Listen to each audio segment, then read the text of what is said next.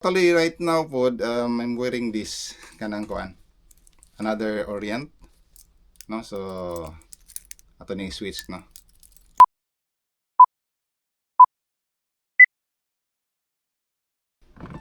Happy Sunday mga ka-Octopus! Right now, we have two Orient watches that we will review. So, these watches are actually one of my favorite watches, no? But, yeah. We have decided to go for this review, and we have decided to document this whole stuff of these two Orient watches, which is part of our collection. So last November 30, 2024, that was my first big payday upon coming back to Japan. So I went to Book of Super Bazaar Kawasaki, and I found the gem. No, so nakita na ko guys ang Orient watch, and I was immediately in love. Seiko is a top tier Japanese brand, but I happen to like the Orient watches, which is the sister company of the Seiko brands. No, so yeah, so upon seeing that green bezel nga Seiko diver, so yeah, and it's a very affordable price. So wato magduha-duha, no? Wato maglangay ato ding gifit, and I feel in love gyud dayon, no? So mo tong atong gipalit. So here goes, no? So actually this is my first review of kanang watches, no? So medyo kuha na siya, hugaw na kayo ang iyang box, no? And yeah, but on the inside, nice pa kayo guys, perfect pa kayo guys, no? So muna siya ang relo. Tadadan! Yes. Okay, so anyway, we will show you the close up, no, later. So nice kayo siya guys. Tadadan! Yeah, okay.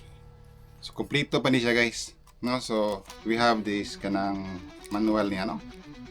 Okay, then first natay Orient nga ihang tag and resibo, no, kanyang warranty.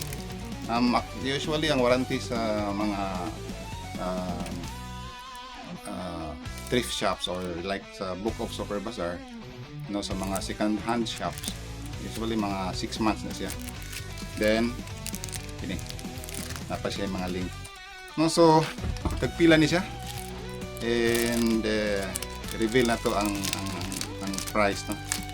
So actually it's not that much, no? So it's not so too expensive, and yeah, this watch cost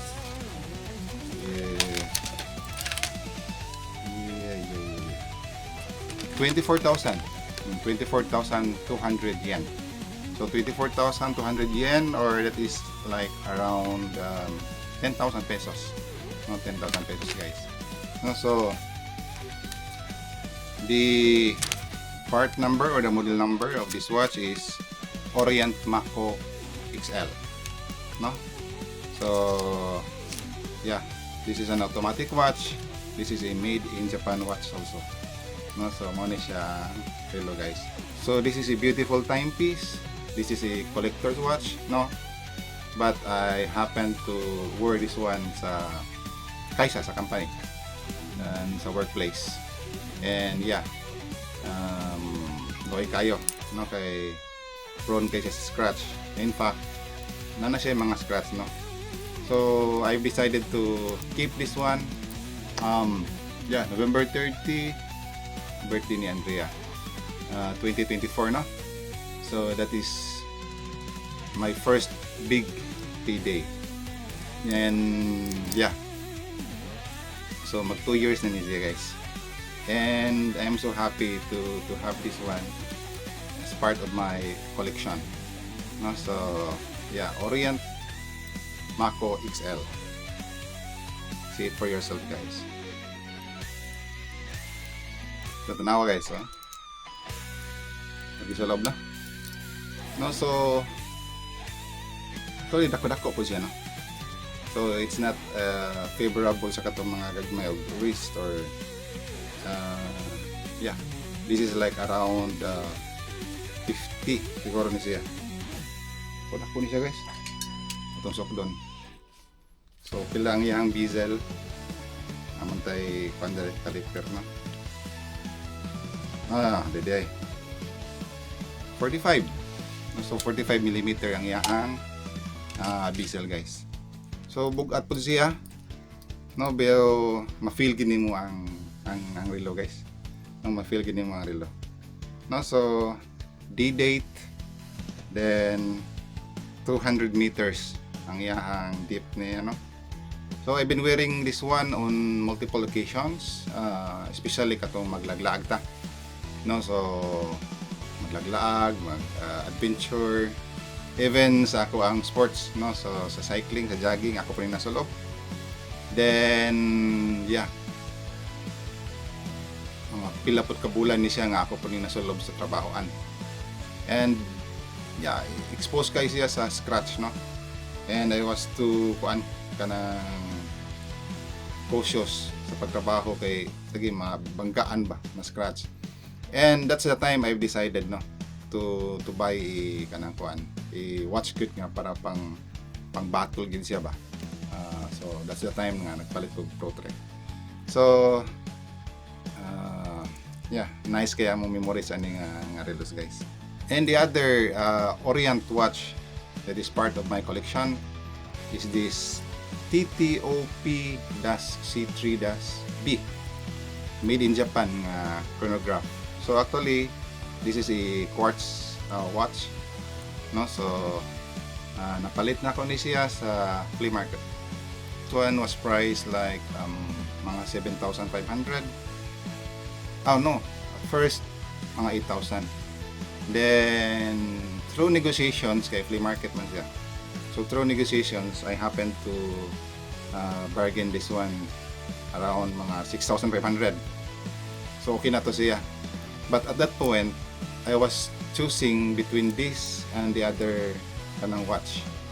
Nung mo to akong gipalit ang katong tag 5,000, no. So ako lang sang gididma ang Orient in exchange for that other kanang mas gwapa siya, mas nindot siya. Then eventually while nagsuroy-suroy mi sa flea market, akong gisuwayan og adjust ang katong kuan, ang katong usa ka watch ba. Then ang iyahang crown dili siya dili siya malubag, no. So immediately, no, I went back to the seller and showed to him hindi siya ma-adjust. So he even attempted to kanang repair, to adjust, but wala gyud. So it was a kanang damaged watch, no, baon siya. Then mana ni, I was about to be refunded, no. So ulian ko niya 5,000, but I told him ako lang tong dayon tong Orient. And that's the time nga siya, see, kindly add 500 yen, no. So from the first negotiations, no, from the first bargain ng 6,500, so nahimo na lang siyang 5,500, simply because wow siguro to siya ba nga he was selling a defective watch. So yeah, although sa flea market we are not really sure of the quality, so there is no warranty, and the time you purchase this watch on that day, then you found it defective after a couple of days, no, ma-notice nimo nga na siya problem. Yeah, siguro swerte if the next time around you'll go to the flea market and you see the seller, so siguro pwede nimo mauli. Yeah, but it's not the coincidence is kanang lain-lain mo ang seller, no. So maybe available sila karon, maybe the next time you go to flea market, maybe they are not around. Then another is layo man po ang flea market, no, so it's time consuming, so most likely you will end up accepting na lang, no, so sa watch. So there is no warranty, there is no receipt, so you bargain but there is no assurance of returning the watch. So but this is already 1 month watch and is very functional, operational case siya, no, so yeah, nice case siya guys, no. So even the links niya, simple na kayo ang links niya pag adjust, no, kinira nga point dali tangtangon ni siya. So we have decided to keep this one as part of our kanang growing collection of Orient watches. So yes, 2 Orient watches, almost 2 years apart, and I am looking forward to buying the M4s or the other Mako watches. So probably the Mako 2 or the Mako 3. The Amazon.gp, I already kanang add to cart, no, the Mako 3, no. So yeah, another is the made in Japan Kamasu. By the way guys, upon my review, I've learned that some of the Mako watches are produced in Thailand. So if you want to buy a made in Japan Orient watches, so it must be the Kamasu. So the Kamasu are great diverse watches. So I'm looking forward to buying one of it in the future. So for now, I am super happy and glad to have this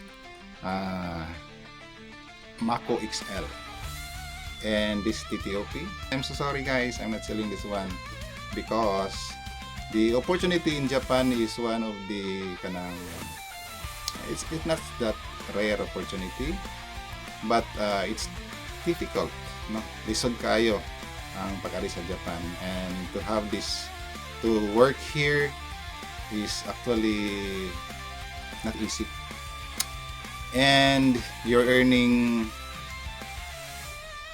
a good salary but kuan kanang kapoy pang trabaho. So you have to reward yourself.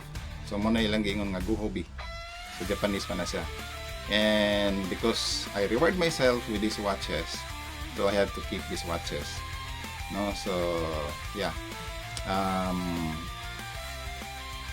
yeah, I am so thankful ni Lord, no, that we have this opportunity of buying watches, which is kanang part of our kanang ganahan ta nga makakol. So to wrap this up, no, we have these 2 beautiful Orient watches. So why Orient? Seiko is number 1, Citizen is number 2, Casio maybe, Orient Divers maybe at the top 4 or 5, but I love the design of Orient watches, no. And this Mako XL is a testament, no, testament na ni siya that indeed Orient watches are really top of the line. So nice to guys, no. So that's it for now, and see you sa other vlogs na to, no, and probably we will be sharing yeah, probably Seiko watches, no. So and for now, ikalimot like, share, subscribe, good, like, share, subscribe, okay guys, like kalimot ha, and that's all for now, bye bye.